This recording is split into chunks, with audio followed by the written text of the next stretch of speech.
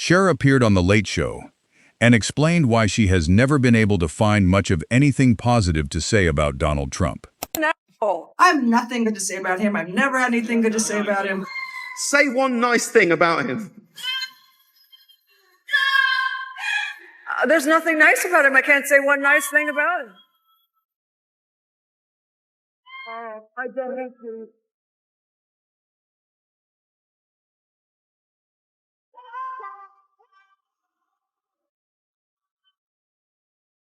Donald Trump. Hurts me his name.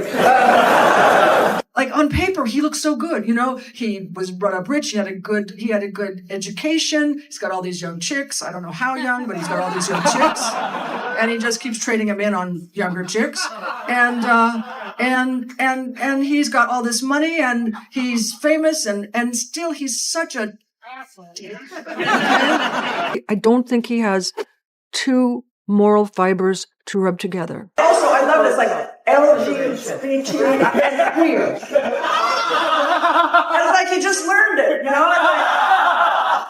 Before he went out, someone's whispered in his ear, hate and queer. He just seems to steamroll all over everybody, and he just has this ongoing dialogue that you just go, what is happening? Sometimes I saw him in this place called Mezzaluna, and he was very, like, get up and go get the salt. Go to the bathroom 12 times. And it was like, dude, everyone sees you. No one gives a fuck, okay?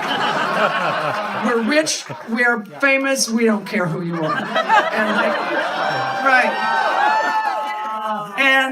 And the comb over looks worse after skiing than it did when you started.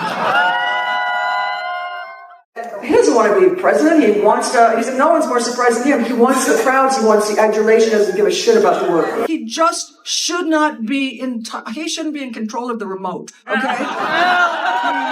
He just shouldn't. What would you say to him if he was standing in front of you today? Oh, babe, you can't even, you have to turn off the cameras. Because I have a mouth on me. Except tweeting me. It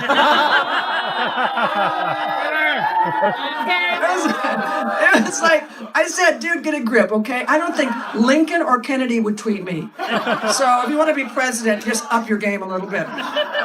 Do you remember Fun with Dick and Jane? Yeah. Okay, it's like racist fun with Dick and Jane. You know? We're going to build walls. He is so dangerous, and what he brings to my country, what he's awakened in my country is bigotry and distrust and a certain kind of supremacy in certain groups and he lies. You know, consummate liar, doesn't care who she hurts, you know, insane and you know, sociopathic narcissist. So anyway, I just wish he'd fall off the face of the earth. Someone who would bring down the country because he doesn't win does not deserve anything, deserves nothing. He deserves nothing. He does not deserve any kind of respect, loyalty. He's so horrible and so mean and just, I don't know why he has no milk of human kindness in him, but I don't believe that you could just get a drop out of him. I could go on and on this subject forever. He wants to be the king, but he doesn't want to do the work. And I mean, I can't imagine, it's like breaking news. South Korea has bombed North Korea and President Trump comes up to the platform and to the podium and says, what? You know, what could he possibly say? He doesn't know anything about anything. So I just think he's a fucking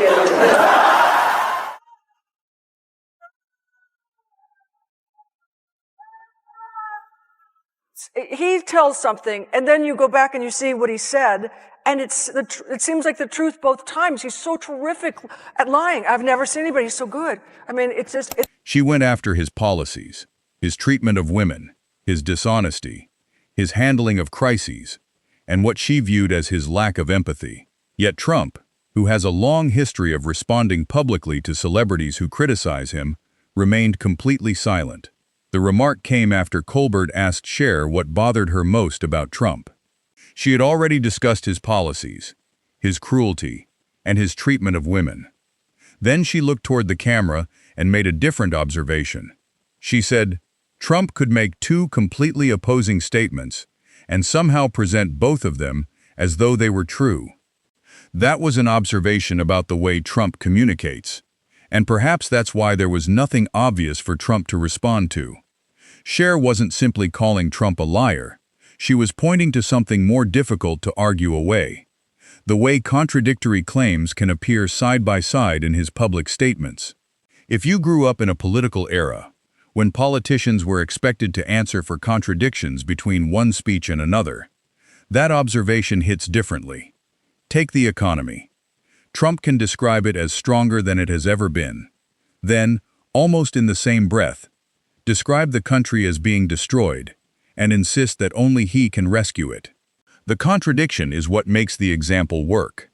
Trump can portray America as thriving because of his leadership, while simultaneously presenting the nation as a disaster requiring his immediate intervention. He can describe himself as the target of persecution while also portraying himself as the most powerful person in the world. He can say he barely knew Epstein, while earlier describing Epstein favorably before later distancing himself from him. Cher wasn't presenting a new allegation. She was describing a recurring communication pattern that viewers can examine for themselves simply by listening to Trump's public remarks. Trump has not directly addressed Cher's observation. Cher has not mentioned Trump again since the interview.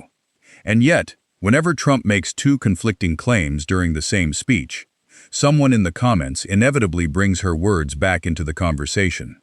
The patterns repeat.